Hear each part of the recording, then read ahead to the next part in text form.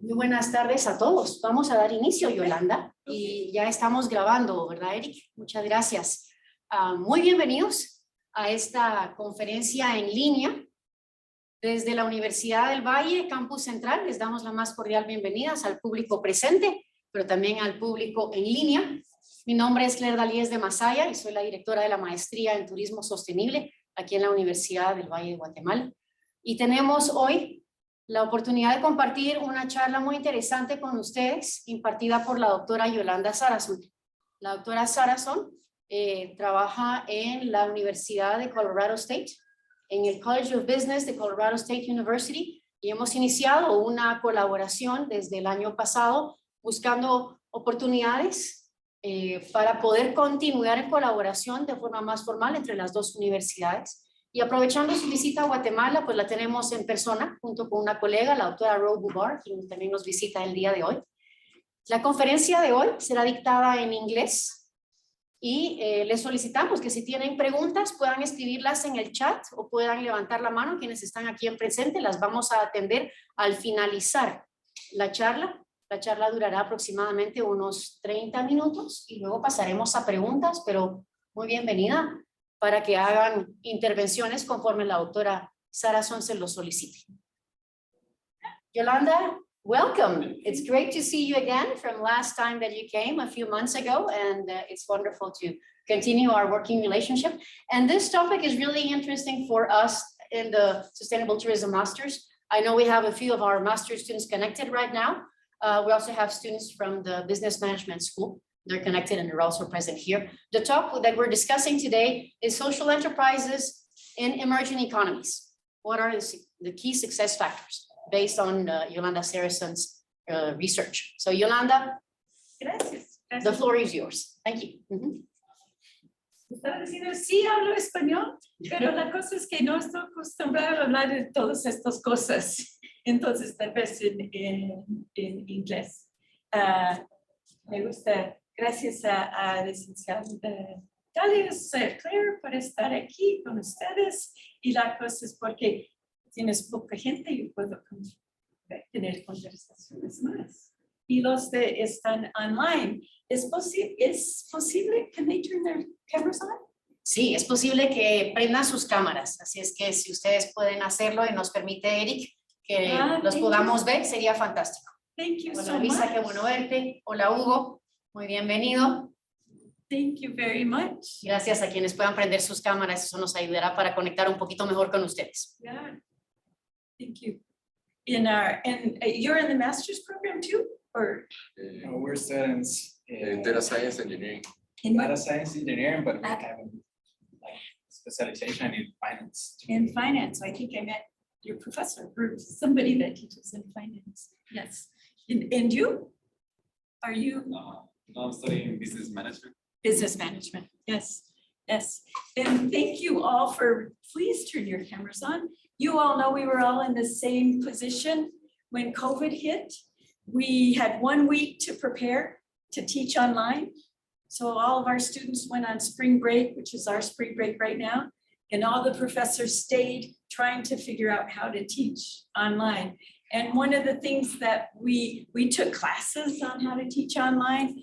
And one of the things we learned to do, some professors make their students turn their cameras on. So they don't get credit for the class unless they turn the cameras on, because it's so much easier for me to see your faces than just the names of the people. So I know it's a little bit strange, but I do appreciate you turning your cameras on so that I can say hi to you, and you can say hi back. Okay.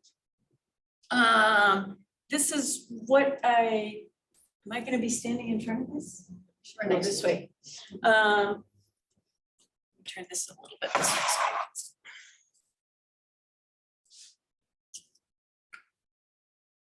What I want to talk to you about is key success or social enterprises in emerging economies, key success factors.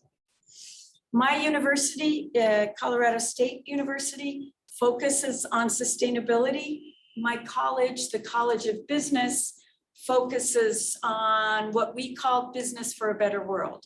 So our programs are all focused on how business can make a contribution, not just profit.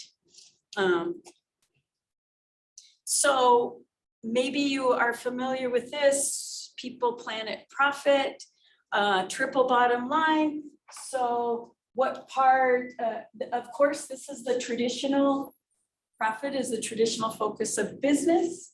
Planet is what impact on natural resources, and then people are impact on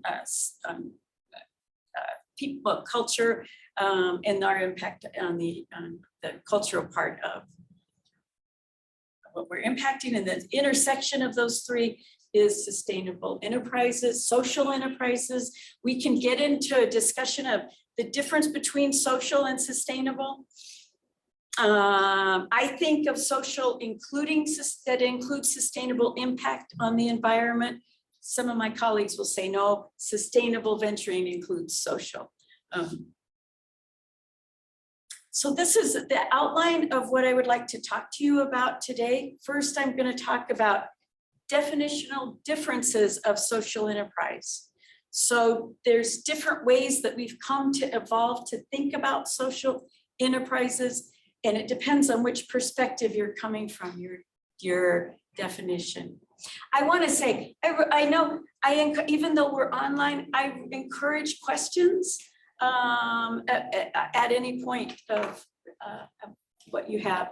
But I've divided our talk into definitional differences of social enterprises, challenges in achieving financial and social sustainability. So that's the profit on top of the people and planet.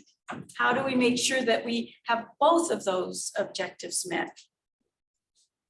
How to scale a social venture. So once you have a social venture, what we know about how you grow it and how that's different than a more for-profit business. You need to be able to grow so that it preserves the social venture, the social mission of the venture. And then to summarize, managing for excellence. Okay. This is the history, of how social enterprises evolved. We used to have the nonprofit world and the for-profit world, right?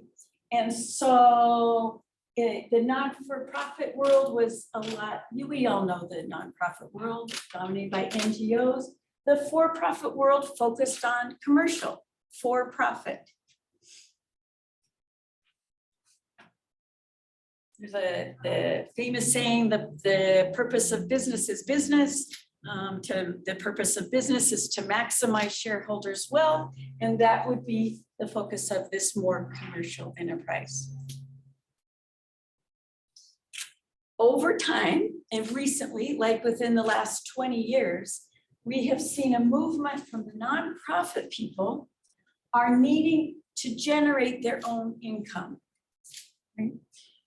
For lots of reasons. One reason is a drop in philanthropy. So we have NGOs that are, well, we still get funding from the outside, but we need to be able to get funding. We need to start generating our own funds as well. And so they're engaging in more activity that generates funds for them.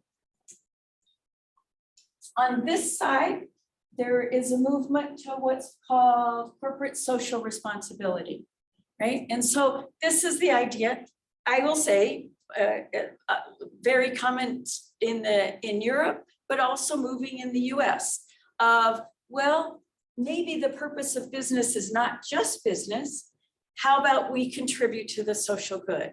So how about we create a CSR branch of our business, and that will be the branch that helps different parts of, especially the impacted communities of the client base that they serve. In the middle, what I would like to suggest to you is social enterprise.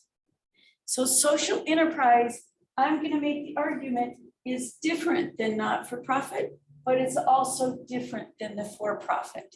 So it's and again, this is very recent understanding, very recent development of enterprises that from the ground up have been focused on their social mission. So it's not a for-profit business doing good. It's a business that was started with the social good integrated throughout the organization. What is interesting, and which I hope that you all will help me understand, is that in Europe, the movement towards social enterprises has come from the not-for-profit side. So it's a movement from the nonprofits towards social enterprise. It dominates Europe, the Europe understanding of social enterprise. My question is what I would like to investigate when I come back is this also the understanding of from Guatemala? That are the roots of social enterprise coming from this the nonprofit focus, or is it coming from the for-profit focus, which has been what has happened in the US? So it's just where your roots are and where your foundation is. So I'm going to make the argument that nonprofit is not the same as a social enterprise. So when I'm going to be talking about social enterprise, I'm going to say, if examples are given to me of nonprofit or not-for-profit, I'm going to say, no, the focus is on both financial sustainability and also the social mission, social welfare. Similarly, I'm going to say social enterprise is not the same as for-profit. Because it's integrated throughout its organization of the focuses on social enterprise, on the social mission. And that these organizations look very different than nonprofits, and these organizations look very different on a focus of solo for-profit. Okay. Any questions? Well, while you're thinking of a question, I'll take a drink. I have a question, comment to go back to, if it's possible. At the end of your presentation, can we return to the previous slide where you have your question mark on Guatemala and have Yeah, a discussion I on would where love we to are do at? that. It's really important I would for us really to love think to about do that, because I'm just now getting to know, understand social enterprises in Guatemala, again, which will be my focus when I come back. Okay, so I'm making the argument that a social venture, social enterprise is different than nonprofits and if different than for-profit. So what are the differences? How do we know? We have lots of organizations that are saying they are social enterprises, but you know, we have this term called greenwashing, which is they say that they're a social venture, but they're not really. So how do I know if an organization is really a social venture or not? One of the first things we ask is, what is your intent? Was the intent of your business, creating the business, doing the service, was it to address a social need? So did you identify that social need? And did you have a goal to be financially profitable in the long run? So many organic food companies again, I'm going to be speaking of examples of the US. That's what I know. I will try to use examples of multinational corporations that you may be aware of. But we have a number of companies. Yes, they were started, but they were started to address the social need of organic food. But they also were started with the intent to be profitable. So they're like, how is it that I can also make money? Action is the second criteria. So I first say, what is your intent? Then I say, well, let me see, or we say, let's see what you do. So I look into a company, Procter & Gamble. big, large corporation. And if what they say is that they want to have a planet better, I'll say, well, what is it you're doing? Let's look at all of your activities. First of all, there has to be a mission that's focused on the social mission, that's truly all stakeholders truly believe in this mission. So it's not just a mission that's up on the wall, although I want to make sure that the mission that's up on the wall has the social mission in the mission statement, but that the focus is whatever stakeholders you have. If you say, what are you about? What is it that drives you? Government of women in Yes. side of the country. Yes. We have, funny enough, beer companies. We have a famous beer company, New Belgium Brewing, that is that's based in Fort Collins and is now in 50 states. But when you ask anybody within that organization, what are you about? They will say, to make the world a better place and to make beer and to have fun. Now, do they mean they want to make a world a better place through beer? No, No. no, through beer. No, for example, they use solar energy. And that's, so this, I might as well go through the action as well. But they use solar energy. They make sure that they use, most beer companies use 7 gallons to make a gallon of beer, 7 gallons of water. They make sure that they have reduced it to 4 gallons. They take all of their waste products and they convert it into fertilizer. They pioneer ways of bottling and canning that has the least impact on the environment. Now I'm going to go back and forth between Spanish and English because I've been talking Spanish and English all day. But yes, they have an impact, right? They obviously have an impact on the environment, but their goal is to reduce the impact. And they also share their information with other brewing companies of how to make beer more sustainably. Okay, so the next one is shared values, similar to mission. When I teach, my background is strategic management and entrepreneurship. And so we talk a lot about shared values, mission, vision, values, that those values are all around the mission. So I guess I'll keep using the example of New Belgium, even though you don't know it. But if you go into, my colleague, Robubar is here, she's from Fort Collins as well, and we very much know this organization because it's had such an impact on our community. But if anybody that's related to I brought a number of people in from New Belgium, and they all talk the talk and walk the walk. So they will be, one of the things you'll say, why are you at New Belgium? Why do you work there and not at Anheuser-Busch?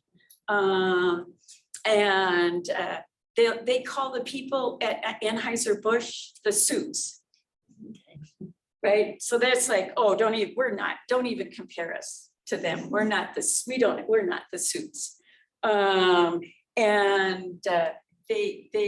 talk with great pride about that they use wind energy to generate their and it costs them. I mean, to use wind energy is more expensive than to use coal-powered energy. And so this is an employee-owned company. Again, the action matches the company. So the 2 principals who started it, over time, they have released stock to the employees, and now it's 100% owned. It's a more complicated story because it just got bought, but the employee-owned meant you had to work there for a year before you were voted by your colleagues whether you were able to start engaging in the employee in stock ownership plan. And then the business model is the business model that we teach in business. Where does inputs get transferred to outputs? Beer. I've got hops and water and cans coming in. It gets transformed and then it's sold as it goes out. It's either sold directly in Colorado in restaurants, but ultimately they sell it to distributors throughout the country. Again, in all 50 states. So I'm going to look at every part of their business model. I'm going to say, let me look at how you're transforming inputs to outputs. And I want to see that it's in alignment with your social mission. Again, are you just selling me? Are you greenwashing? Or is this something that's real? Because it doesn't cost very much to say we care about people, planet, profit. And then I want to, we, my colleague, again, as the field has evolved, as we are understanding better social ventures, we also want to know the impact. Okay, let me know what happens afterwards. Let me know, were those social issues addressed? And is it really financially stable? So I'll show you at the end, have published a number of cases that traces the evolution of social ventures. If it's not financially sustainable in the business world, it's not going to survive. That's why in a nonprofit world, the focus isn't on being financially sustainable. And is this social issue addressed? Okay, so organic food company, are you producing more organic food? Are people consuming more organic food? Are people becoming more aware of why organic and the impact of using non-organic food, both when you consume it and both on the impact on the natural, on the environment?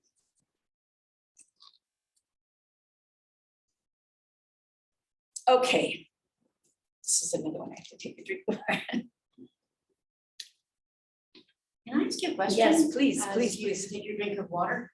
I was writing here, how large a number of employees can a social enterprise be? I teach entrepreneurship.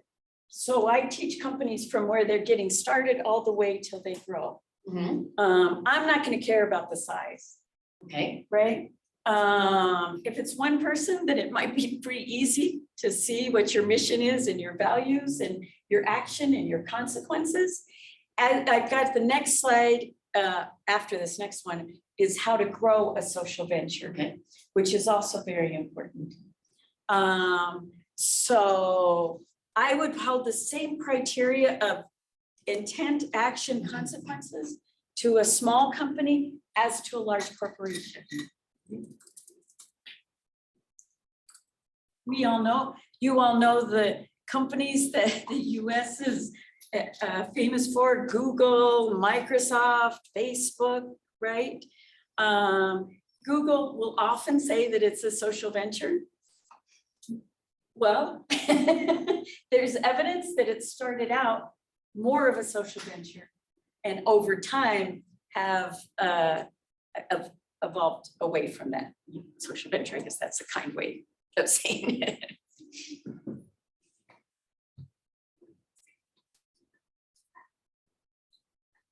I mean, 20 minutes.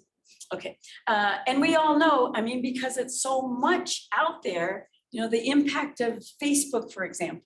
Facebook has been criticized a lot because of its negative social impact, right? And so they're being held more and more accountable, and they're coming out saying, no, we do care. This is what we're changing. This is what we're doing, but it wouldn't meet my criteria or our criteria of intent, action, and consequences. Okay. how do we categorize social ventures? So now we've said social ventures are intent, action, consequences, but they must vary. There must be different types of social ventures. This is a framework offered by Santos and Bertholz in 2015. There are other ones. They do a 2x2 matrix. My field in business is famous for 2x2 frameworks. So the first thing is the beneficiary the same as the client? Okay, let's think this through, because there's examples and you would manage each differently. Is the beneficiary the same as the client? Home states, and I was trying to get examples here in Guatemala that would be social ventures and what they, and again, I would like to hear toward the end or at the end, is your thinking similar or different? Organic food, an organic restaurant, for example, right? Sells organic food. The beneficiaries are the people who are eating the food, but they're also the same, the clients are the people who are eating the food, but the beneficiaries are also the ones producing it. So there's an alignment with beneficiaries. This scale is how fast is what we call positive externalities. I hope the people who are from the econ area recognize this. It's a very economic term. What is we have negative externalities, which is if companies produce smog, that's a negative externality that's not being captured. Sometimes there's positive externalities. The positive externalities, if they're automatic, if it automatically is generated. Okay, let's go to another example. Maybe the beneficiaries are not the same as the clients. If I have a restaurant that is employing disadvantaged youth, let's say, that the people who are consuming the food are there, they get the food, right? But it's not exactly the same as the beneficiaries who are the disadvantaged youth or the people who are representing them, right? If I'm going into a restaurant, there are people that will go to the restaurant because of its social mission. We could look at that and talk about that. But at the same time, I want a good meal for a good price. So that's an example of the beneficiary is not the same as the client.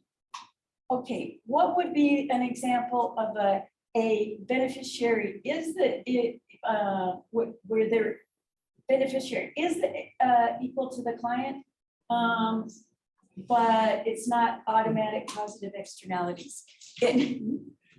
Claire, I was thinking about you about this for the bird watching tours, right? It's the beneficiary and the client both benefit. There's not automatic positive externalities, right? You hopefully don't damage the places that you go to, right? But you don't have a positive, immediate positive impact. And we can go into the difference between automatic positive externalities, or if it's over time, I would hope there would be positive externalities over time. Okay, so what about when the beneficiary doesn't equal the client and when there is no automatic positive externalities? So again, we were just in Panajachel looking at Lake Atitlan and talking about how the lake is becoming more polluted. And what are the solutions to that? Is there a solution that can be for profit and have an impact and really have an impact that we could measure? What I would say to you is that this quadrant is relatively easy to manage because you've got everything in alignment. These two are more difficult to manage.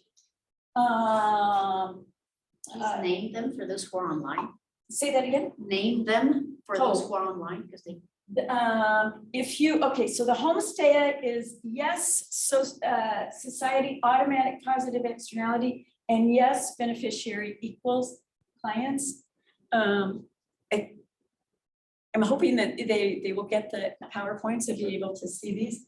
Okay, the bird watching tour, yes, on the beneficiary equals the client. No, on there being an automatic positive externality. So we would say the trade-off may be that they can be financially stable, but have less impact, less environmental impact in this case. More focused on the profit, less on the people and planet. This one is no beneficiaries equal client, but yes on automatic positive externalities. Here, the struggle is going to be that can you make money? Will you be able to make money and still be able to address the social need? So that's where the trade-off is going to be. Did the government have a participation in natural reserve Yeah. and with local people? Yes. It's social, nor social. It's Yes, that's why this quadrant, which is the beneficiary doesn't equal the client, and the automatic externality is not clear. This is the most difficult. And it's probably the area that would be for-profit business is not going to be able to address this, or for sure not address it alone. It's going to take government intervention, outside intervention, NGO intervention, right? Everybody they see it as a really a strong problem, right? But the problem is, how do you get people to stop polluting, right? And what kind of incentives can you put forward to make that happen? It's absolutely important. It's just that it would be difficult to come up with a for-profit solution to that. You want incentives, but it would be tough to get a social enterprise.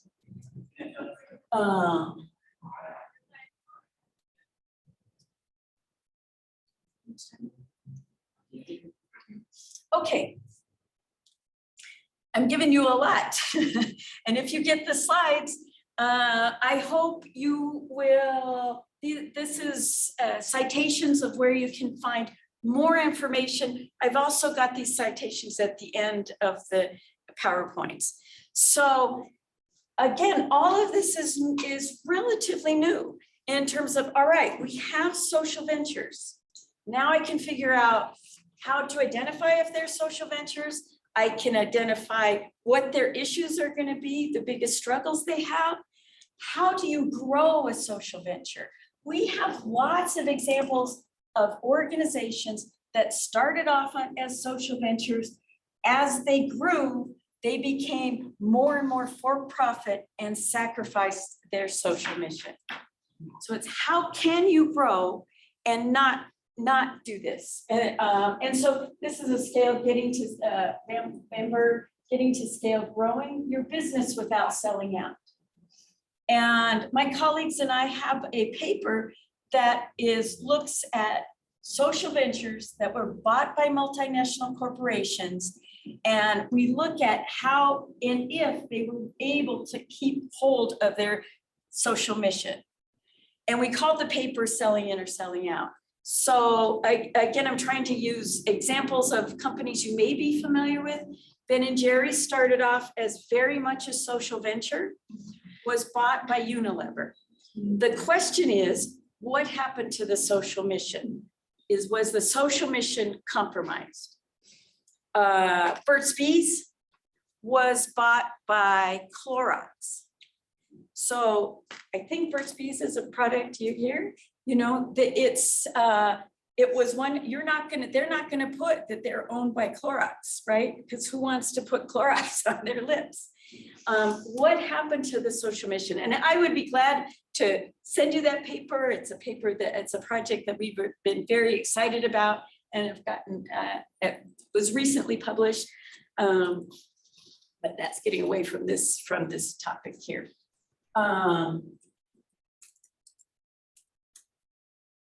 So how I've got a social mission, I've started a social mission, I'm Ben & Jerry's, I am New Belgium Brewing. How do I make sure that as we grow, we don't have what's called mission drift, which we move away from our social mission? So what one is to make sure that social mission is imperative, that making sure when you've got trade-offs, can I make beer cheaper, but it's going to have more impact on the environment? The social mission it drives the decision-making. The second is to bake it into the brand, to make sure it is so much part of the brand that if you got away from it, you would be, it would be difficult. Stonyfield Farms is a yogurt producer that got bought by Groupe Danone. And their argument is that when you buy Stonyfield Farms, is that a yogurt you would be familiar with? Probably not. No. Anyway, it's so much part of the brand that the people who buy Stonyfield Farms yogurt buy it because of its organic, because of its natural ingredients, because of its low impact on the environment. And the person who started that, Hirschfield, on purpose designed it so that it was so much part of the brand that if it was bought by another company, that it would be difficult.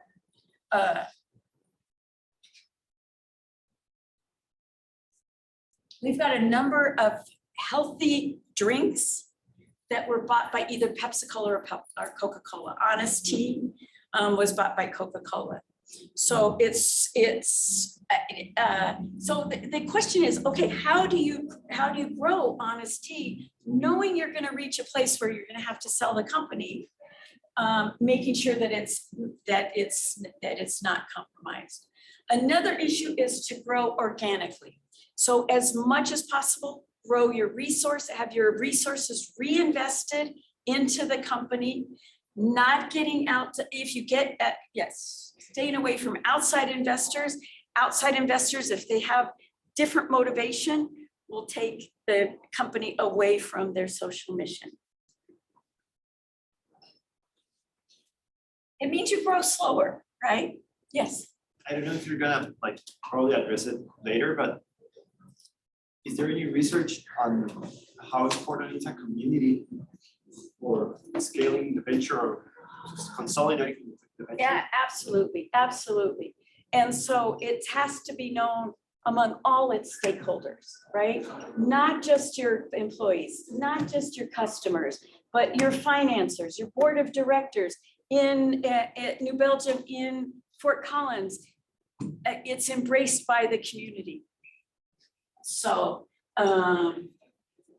yeah, or it's not going to scale, and there's the risk of mission drift. If the only people that care about it are the employees, then yeah, as you grow, again, this is scaling your social venture. Similar, okay, match your value chain to your social mission, making sure that every part of what you're doing matches your social venture. This is when we said action, this is the action part. Finance your independence. So make sure that as you're growing, as you're getting outside funding, that you're not giving away your independence. So a classic way in entrepreneurship of growing is you start getting venture capitalists, right? Venture capital coming in. To make sure that as you are financing, making sure that you keep your independence, which is what happened to companies that, like Ben & Jerry's, they lost their financial independence. So they really it was a public company, and there was a lawsuit because there was a group of shareholders that said you're not maximizing shareholder wealth as you're supposed to. And so they forced the sale. And so at the time, Unilever was the best of all bad worlds what they were able to move into. We could go into Ben & Jerry's, it's its own unique case of what's happened over time. They haven't completely sacrificed their social mission, but I would argue that was greatly compromised. Okay, I guess that was it.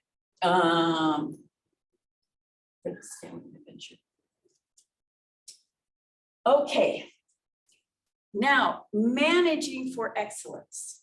So given we know what a social venture is, the difference between a social venture and for-profit and not-for-profit, given that we know now categories of types of social ventures, and given that we now have a better understanding of how you grow a social venture if your intent is to keep the social mission. We have an organic milk company in the United States, Horizon Milk, that is the largest producer of organic milk in the US. They've successfully grown, they've successfully sold their company, but their argument is we change the world 1 acre at a time. So as they grew, you have to have, or again, it's another example baked into the who's going to buy organic milk if it's not organic. And the largest producer of organic milk. All right, this comes from Jim Collins' Good to Great. It's the intersection of 3 circles. We like 2 by 2s in business. We also like 3 circles. Again, what distinguishes managing for excellence different from for a social venture versus a for-profit venture or a nonprofit? Passion. The passion of what does your organization stand for and why does it exist? We actually know this in terms of difference between high-performing companies and less high-performing companies is that when we look, we see that the stakeholders, not just employees and not just the founders, but including them, have a passion for what they do. It's beyond profit. The second is, what can you be the best at? In the marketplace, what is it that you can do that touches better than any other organization? So the Horizon Milk is the best at producing organic milk in the US, and they're passionate about it. But it can't be just those two. It also has to be resource, it has to drive what we call resource engine. So it is what drives your resource engine broken into 3 parts: time, money, brand. How are you going to make money? For those of you who are familiar with Jim Collins' work, he has this framework also in for-profit in his book, Good to Great. And here he's translated his framework into Good to Great in the social sciences, looking at how social ventures can also be great in his terminology. Yes. And we're interested in that intersection. Has to be all 3 in order to manage for excellence. It's hard enough to manage companies, but to manage for excellence is even harder. You're going to be able to do it if you're really passionate about what you do, if you're the best at it, and you figure out how to measure and make money at what you're doing.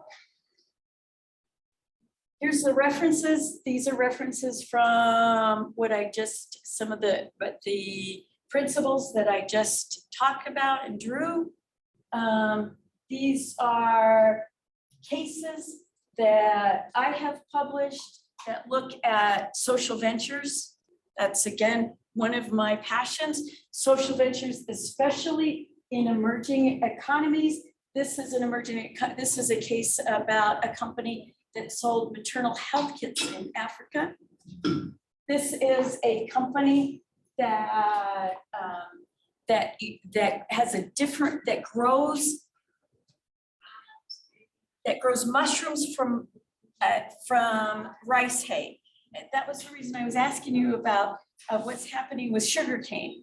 So the same thing happens in Vietnam. They burn the rice hay. So her solution was, well, if we can find out what to do with the rice hay and how people can make money off the rice hay, they won't burn it. And so she developed a procedure that grows mushrooms, grows organic mushrooms. Well, not organic. They grow healthy mushrooms of the hay, and the company is Fargreen. If you were able to research, you could just type in Fargreen and see where they are and what they're doing. Both of these were started by students in our Impact MBA. And then I have these other cases. We are now Professor Claire and I are working on another case that's looking at Chichoy restaurant.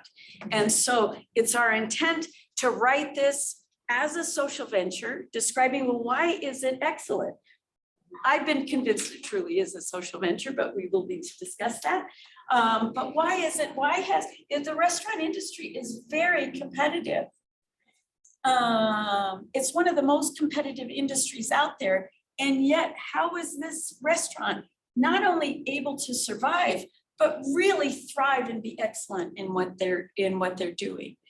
So we're excited about this case. We've got a draft of it. I'm going to use it in my class when I go back.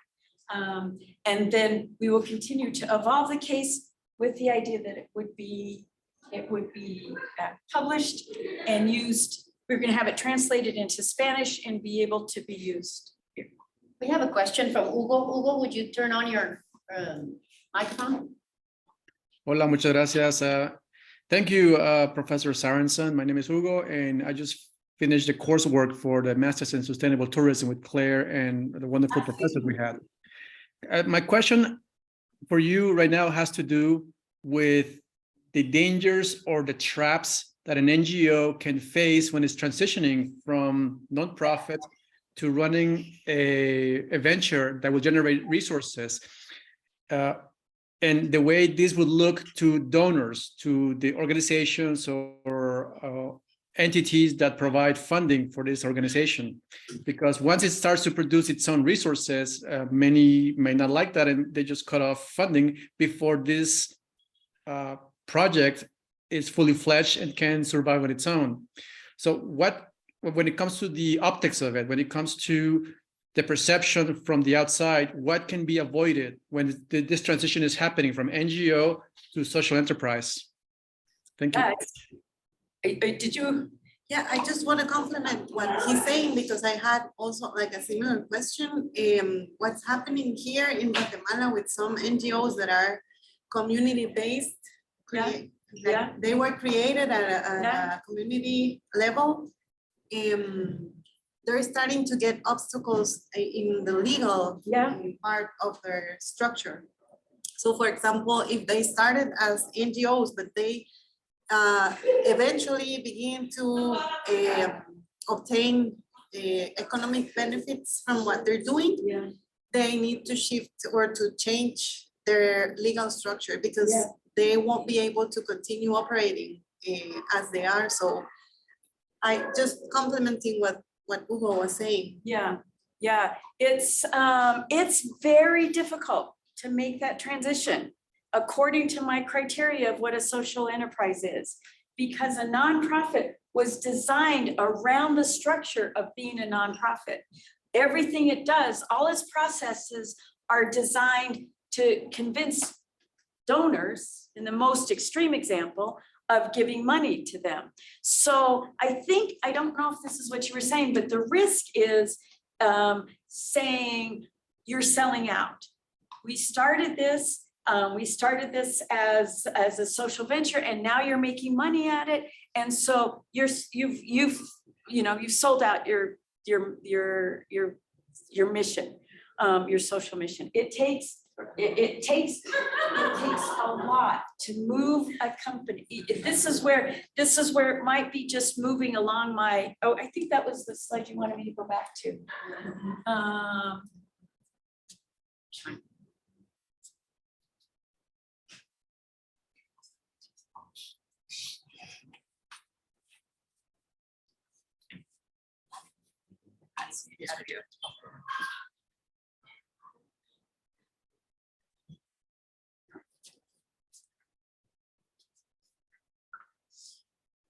So what the companies the organizations you're talking about, maybe it's just pulling them to here. Maybe it's just pulling them to a place that can convince people that we have not lost our social mission, but we need to generate our own, we need to in part generate our own resources. And we have so many examples of that. There's a company, an organization in Vietnam, it's called Mekong Quilts, that they have the women in the campesino, now I'm saying a Spanish word for Vietnamese, but that they teach them how to quilt in their off season of producing rice, and then they sell the quilts. But they have to sell them, and they've had their fundings drying up. And so there's more and more focus on it. It has to become self-supporting. If they completely lose their, which we know, we're seeing this, right? Philanthropy, not just in developing countries, but all over, is drying up. There's less and less money coming in, and more pressure on these organizations to be generating their own. So I don't know if this answered your question, that it might be how to get to here. How to get to here is very difficult, because you have to change the whole structure of the organization. It has to be, that's why true social ventures, according to what I'm saying, intent, action, consequences, have been ground up, designed for. Yes. Eric Morales, you have your hand raised up. Would you please ask your question and turn your microphone on? Good evening, professors, both of you. My respects, both of you. My wife has been a student of you at the University of Colorado. She went to study for, ¿qué fue, corazón? Protected area management. She works for an NGO. She works for an NGO, and she works directly with people from the communities. The thing is, the NGOs have to work with the communities in order to empower the people, and they teach them how to produce something in order to empower them, in order to produce an income. Yeah. In my case, I am a tourism guide, and I work directly with the people within the communities, and a fellow guide just explained to me that I have to prostitute myself. Say that again. Excuse me? Repita lo que dijo. También puedes decir en español, puedo entender. No, that I have to sell my services.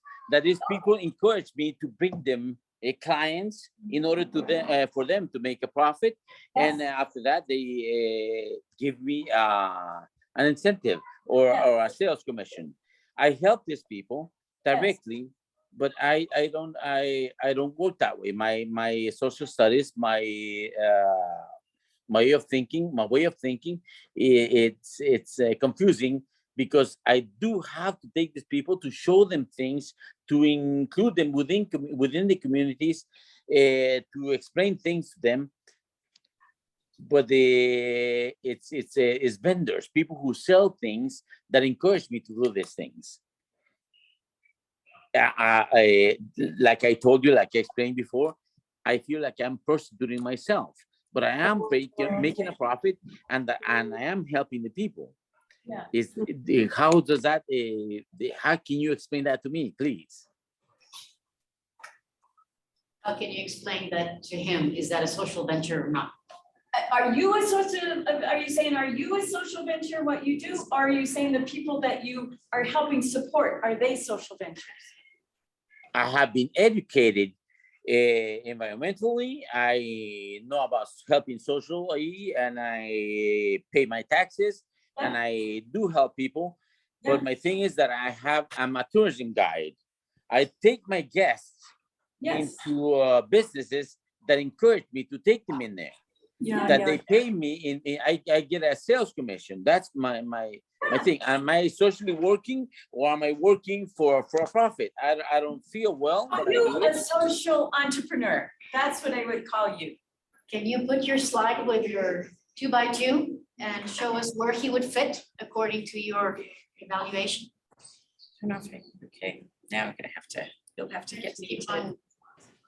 Yeah, that one, the 2x2, right. Where would he fit as a tourism guide who takes tourists to local communities and communities who offer community-based ecotourism? Well, I would say your beneficiary is your clients.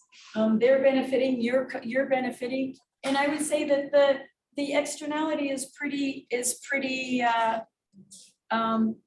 automatic. So I put you in, that's the quadrant I would put you in, the quadrant that of your ventures that you're encouraging. It would depend on what the business is, but if what they're doing is providing a service that is whatever their service is social sustainable, then you're encouraging that social enterprise. You're helping that social enterprise, probably independent of whether it's in this one or these two. It's just easier to be in this one in order to be able to survive financially and to be able to continue to promote your social mission. That's one of the goals of coming here in our research and the project is to help ventures that want to be both financially stable, successful, and want to do good, right? As we say, business for a better world. Don't want to Thank you, sacrifice ma'am. either one of those. Thank you, ma'am. Thank you for your explanation. I really appreciate it. Yes, and your wife who studied there, tell her she studied in a different area than my area, but I know those people well and they're good. Buena gente. People helping people always. Yes, they've had a big, but they are for sure not in the business school. They are. No, for ma'am, sure they're not. They are for sure not for profit, although they have to generate their own income. Do we have any more questions from the public present or from the public online? Eric, puede apagar su micrófono, gracias. I lost the people that I wanted to ask them. No, you still have people. No, but the two guys and the. Yeah, they had to leave. I Yes, have two questions. The first one is, what happens with NGOs that were created in a community-based level but they were interested in making profit, but using the profit for social projects, yeah. but they are mandated to do that. It's not Oh, like, yes, that was part of your question that you were asking. That is, if I went back to my scale, I mean, that's one of the reasons for-profit was completely different than not-for-profit. Legally, they were different. They had completely different legal structures.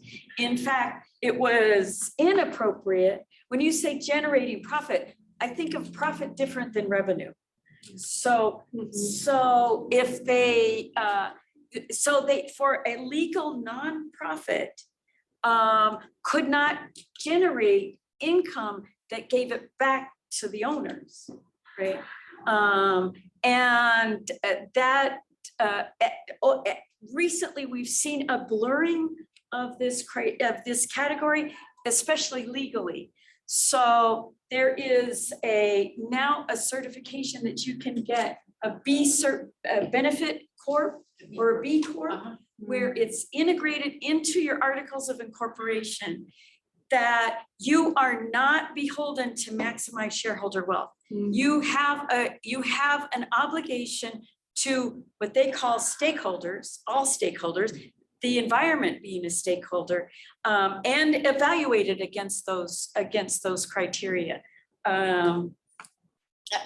And so this is helping bridge that gap. Again, in order also to get funders, founders, donations, to be able to say, well, if you give us money, then you're buying into we're a benefit corp or a B Corp. And the best strategy is storytelling. Yes, storytelling, Yes, there is. absolutely. Absolutely. We have one more question from Hugo. That's the last one we're gonna take. Okay. Okay, when it comes to having a commercial enterprise move to a social enterprise, the example of Patagonia comes to mind. Absolutely. If I they did should what it did, can you go through that just to? Yes. Please, thank you. Which one? That one. This slide. Yeah, I would absolutely put Patagonia here as a social as a enterprise. social enterprise. Especially not only intent, action, consequences. It was financially successful. If you, Yves Chenard, the founder, recently gave away his company to an entity that will continue to take the profit generated by Patagonia and either reinvest it into the company or work to climate change is their big issue. It's one of the most fascinating companies to investigate because I just bought a Patagonia shirt to come here because I'm like, I buy their social mission, hook, line, and sinker, and they also have incredible products. Yeah, I'd like to maybe ask the public if you can write on the chat, can you think of social ventures in Guatemala? And I think you mentioned one. What would be the one that you would recommend? We would mention, Andres. Wakami. Wakami. If you've heard of Wakami, it's a Guatemalan business, but it was started by a Guatemalan biologist, and it's a social enterprise in the sense that, all the jewelry that they make and whatever they sell, they do it because they want to help those communities, and it's growing, and definitely Wakami is becoming that intermediate between the producer and the market. Yeah, Mhm. yeah. Another idea you want to mention? These names. We'll send you the names, so if you want to write them on the chat, that will help us get the recording. Ecofiltro. Ecofiltro is another good company. I will give you more detail on that later on. Another company that you can think of? I don't remember the name. I don't know, it was Kaigo for. Kairos? No, Kaigo is a company that made. Kingo. Kingo. Kingo is an interesting company. Basically, they make solar panels, very small solar panels, and they're connected to a charger. So you can, in places where you don't have electricity, people have access to these solar panels. They pay a subscription basically to have access to the solar panel, and they can get enough energy for 1, 2, 3 light bulbs at home and charge their cell phones. And if they want it a little bit bigger, they can even charge a refrigerator or an appliance. Okay, and this is mainly for areas in Guatemala where there is absolutely no access to electricity yet. Okay, Yeah. and Kingo is one of them. So Kingo, yeah. interesting. Other examples you And can it's think of?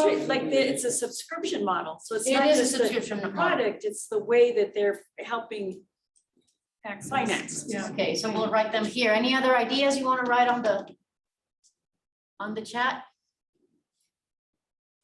I think Guatemala has several options and we need to think about them and put them forth. I think if we evaluate Chichoy Restaurant, probably we will find that it fits all your criteria as a social venture. San Juan La Laguna too, there are many business, la miel, Yes, honey, coffee. Your question makes me think about cooperatives. We have a lot of cooperatives, and you visited San Juan La Laguna recently. Most of the businesses there in reality are not a single person or single family owned. They are cooperatives. We went to 2 women-owned cooperatives. Okay, are I those left- cooperatives I social left ventures? some financial resources with them. Okay, And I'm taking back some products with me. Yes, a wonderful women's cooperative there in San Juan and también in Santa Catarina.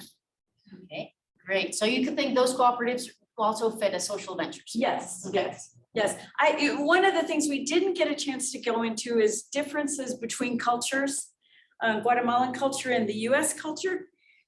Guatemalan culture is much more collectivist versus individualistic. So I would expect that it's a easy sell to say, because of the focus on the collective.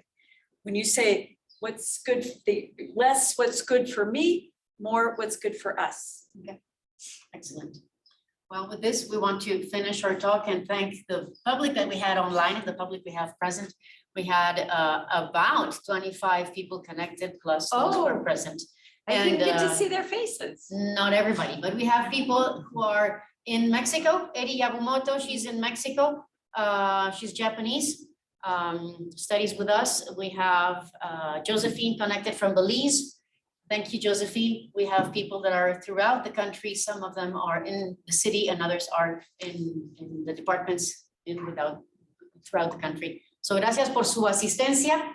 Nos encanta que hayan estado con nosotros. Les compartí copia de la presentación, así es que la pueden descargar y si no les llegó me escriben y con mucho gusto se las voy a compartir. Yeah. Muchísimas gracias. Hello. Yolanda.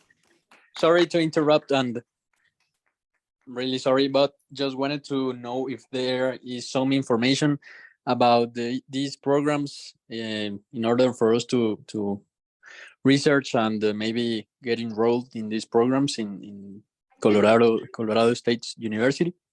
I didn't put my email I will do it. but she'll contact me. Feel free to investigate Colorado State University, our programs. I'm most familiar, of course, with those in our business school, our Impact MBA in particular, and whatever I can do to help you get information. That's why I'm here, is to create a conversation and a dialogue. Okay. Thank you. Really appreciate it, Yolanda. Thank you, Yolanda. I hope to meet you all in person also. Great. Thank you. Looking forward to it too. Thank you. Thank you very much, and thank you for our tech department who helped us connect today. Gracias, Eric. Vamos a cerrar la grabación en este momento y agradecemos su presencia. Muchísimas gracias.